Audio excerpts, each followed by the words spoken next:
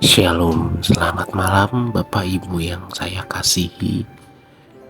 Kita masih ada di masa-masa hari Paskah, walaupun memang telah beberapa hari sejak hari Paskah. Tetapi ini berbicara mengenai dampak dari kebangkitan Tuhan Yesus di hari Paskah. Kalau kita merayakan hari Paskah ya, atau mungkin kita juga menerima ucapan selamat Paskah dari orang lain, pernahkah kita bertanya apa sebetulnya dampak dari kebangkitan Tuhan Yesus?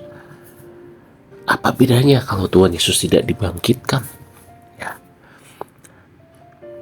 tentu Bapak Ibu, kalau Bapak Ibu baca dari perjanjian lama sampai perjanjian baru, kita melihat ada orang-orang mati yang dibangkitkan kembali. Ya, ada di perjanjian lama, saya lupa Elia atau Elisa itu yang membangkitkan anak dari seorang janda sudah mati, bisa dibangkitkan kembali. Di perjanjian baru kita juga melihat bagaimana Tuhan Yesus membangkitkan orang mati. Ya, ada beberapa yang dibangkitkan juga. Kita melihat juga Paulus ketika ada seorang muda jatuh dari lantai 3, Paulus menyembuhkan. Kita tidak melihat secara spesifik, tapi di situ Paulus membangkitkan orang yang sudah mati. Seperti itu Bapak Ibu. Lalu apa bedanya?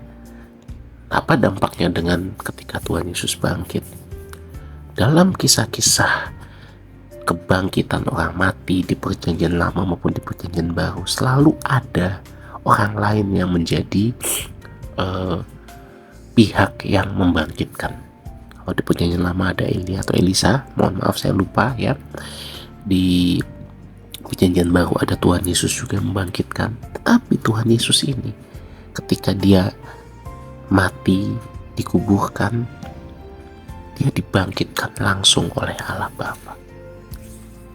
Karena ketaatan dan kesalehannya dia dibangkitkan langsung oleh Allah Bapa. Hal itu yang tidak pernah terjadi. Sebelumnya harus ada orang lain yang membangkitkan orang yang mati itu. Tetapi karena kesalehannya, ketaatannya, ketundukan Tuhan Yesus selama menjadi manusia terhadap kehendak Allah, ia bisa dibangkitkan oleh Allah Bapa. Dan itu menjadi contoh. Kalau Bapak Ibu baca di kitab Korintus ya, Paulus bilang, karena ada kebangkitan Kristus, kita pun juga ada pengharapan mengenai kebangkitan. Memang betul bahwa di perjanjian lama kita melihat ada orang-orang yang diangkat oleh Allah. Henok hidup bergaul dengan Allah, diangkat, tidak mengalami kematian. Elia juga begitu, ya, diangkat dengan kereta berapi. Dan saya yakin juga Musa juga begitu. Mengapa?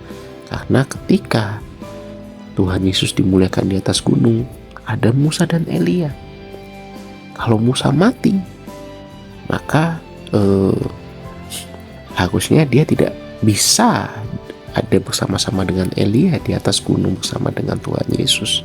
Tetapi itu nanti akan kita bahas sendiri ya. Saya punya pendapat mengapa Musa sebetulnya itu tidak mati tapi diangkat ke surga.